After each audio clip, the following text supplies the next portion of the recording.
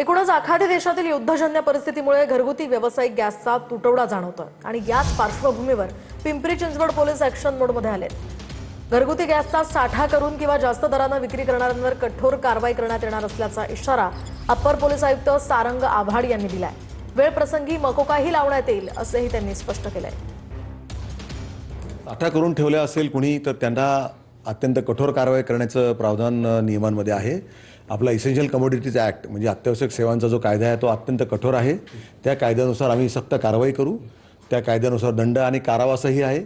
त्या उपर असे काही जे ब्लॅक मार्केटिंग करणारे किंवा त्याचा साठवणूक करणारे बेकायदेशीर साठवणूक करणारे जे व्यक्ती असतील किंवा काही एजन्सीज असतील त्यांच्यावरती इतर जुने गुन्हे असतील तर त्यांच्यावरती मकोका करण्याचं सुद्धा प्रावधान आहे।